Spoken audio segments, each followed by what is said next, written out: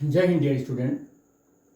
आज हम लोगों के पास क्वेश्चन है, so that for the value low values so that for low values of the v Lorentz transformation approach to Galilean transformation.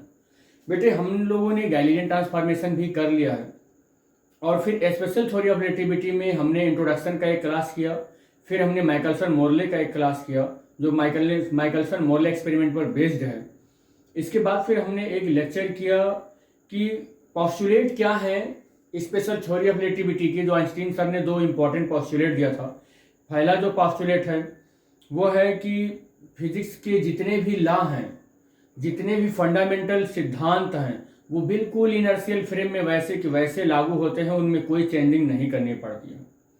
और दूसरा जो है principle of constituency of the speed of the light, ये जो है ये कहता है कि जो स्पीड ऑफ लाइट है वो स्पेस में किसी भी डायरेक्शन में वो स्पीड सेम मैग्नीट्यूड अमाउंट से चलता है और उससे बोला गया कि वो सी है। फिर गैलीलियन ट्रांसफॉर्म क्या नाम माइकलसन मोरले एक्सपेरिमेंट सॉल्व करने के बाद बेटे फिर हम लोगों ने पॉस्टुलेट किया, पॉस्टुलेट के बाद लॉरेंट ट्रांसफॉर्मेशन किया और लॉरेंट ट्रांसफॉर्मेशन का जो इक्वेशन है वो हम लोगों ने कुछ इस तरीके से प्रूव किया। कैसे प्रूव किया? X prime is equal to x minus v t upon और under root 1 minus v square by c square.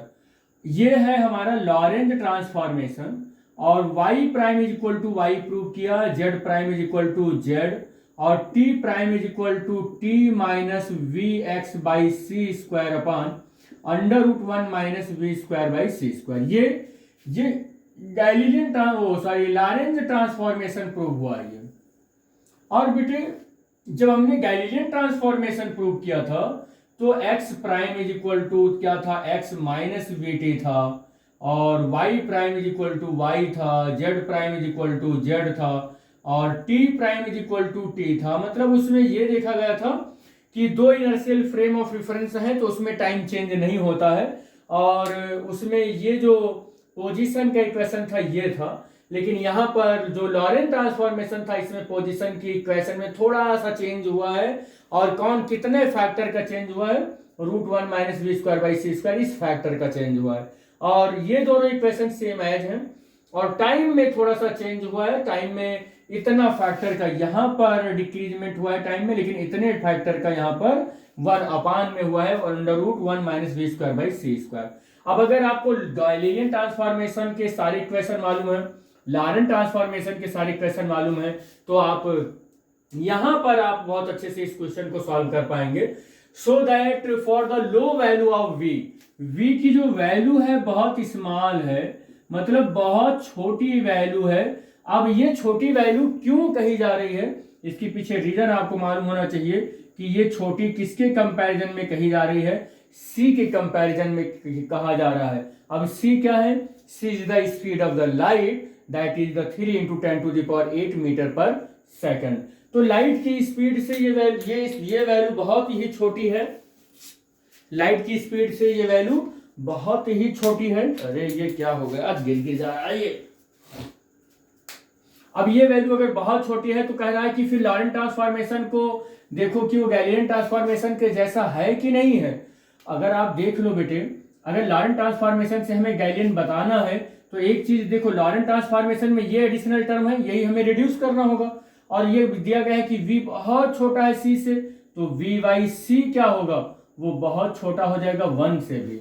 अगर 1 से भी बहुत छोटा हो जाएगा तो v square by c square का टर्म तो और भी छोटा हो जाएगा, और भी छोटा हो जाएगा और भी छोटा हो जाएगा। तो ये टर्म नेग्लेक्ट करना पड़ेगा हमें गैलीलियन इसमें लॉरेंट ट्रांसफॉर्मेशन में। तो लॉरेंट ट्रांसफॉर्मेशन को आप अगर देखेंगे ध्यान से तो x prime is equal to x minus v t और फिर कितना हो जाएगा? अंडर रूट 1 माइनस, और ये टर्म यहाँ हटाना पड़ेगा। अगर ये टर्म हटा दिया तो ये टर्म चाहे आप ऐसे 0 लिख दें या लगभग इक्विवेलेंस ऑफ 0, या 0 तो नहीं आएगा, कोई बहुत ही छोटा टर्म आ जाएगा तो उसको हम हटा देंगे, नेग्लेक्ट कर देंगे। तो x prime is equal to क्या हो जाएगा? X minus v t upon under root 1 और x prime is equal to x minus v t. और ये हमें पहला इक्वेशन तो मिल गया। कब कब कब के लिए मिला हुआ है?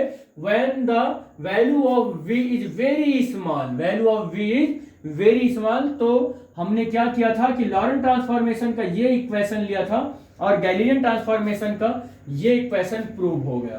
तो इस तरीके से हमारा अप्रोच जो था लॉरेंट ट्रांसफॉर्मेशन का अप्रोच क्या था? गैलीलियन को प्रूव करना। तो गैलीलियन का एक इक्वेशन तो आ गया। दूसरा इक्वेशन हम जान रहे हैं कि दोनों में सेम ही है। तीसरा equation z prime is equal to z, ये भी सेम है। ये दोनों इक्वेशन सेम ही हैं। अब हमें इसको प्रूव करना है। इसको प्रूव करने के लिए फिर क्या करना होगा? हमको क्या करना होगा? अब t prime is equal to बेटे t माइनस v, और v की वैल्यू बहुत ही छोटी है। अगर बहुत छोटी है तो v बाई c की वैल्यू तो और भी छोटी हो जाएगी 1 से। तो इस वाले टर्म को हम क्या करेंगे कि बहुत ही छोटी आ जाएगी, डेसिमल में कुछ ऐसे आएगा, और y कितना हो जाएगा 1 माइनस और v square by c square, ये वाली वैल्यू भी बहुत ही छोटी आ जाएगी। तो v बाई सी स्क्वायर की वैल्यू जब बहुत छोटी आ जाएगी तो यहां से ये वैल्यू भी हटाना होगा, ये वैल्यू भी हटाना होगा, और जब इस वैल्यू को हटाएंगे तो यहाँ पर कुछ इस तरीके से मिलेगा और t prime is equal to t मिल जाएगा, t prime is equal to t मिल जाएगा। अब आप देख रहे हैं कि लॉरेंट ट्रांसफॉर्मेशन में जैसे ही v को छोटा किया और बहुत छोटा किया लाइट की स्पीड से, बहुत लो वैल्यू ले लिया, तो ये पूरा टर्म हमारा क्या हो गया? नेग्लेक्ट हो गया। और ये पूरा टर्म नेग्लेक्ट हो गया तो t prime is equal to t भी आ गया, और x prime is equal to x minus v t भी यहां से आ गया। और ये सब मैंने सॉल्व किससे किया है? लॉरेंट ट्रांसफॉर्मेशन से सॉल्व किया है। तो इस तरीके से इस क्वेश्चन का आप आंसर दे पाएंगे। हम लोग और भी लॉरेंट ट्रांसफॉर्मेशन पर बेस्ड न्यूमेरिकल करेंगे। तो आई थिंक ये आपको समझ में आया होगा। Thanks for watching the video. Thank you बेटा।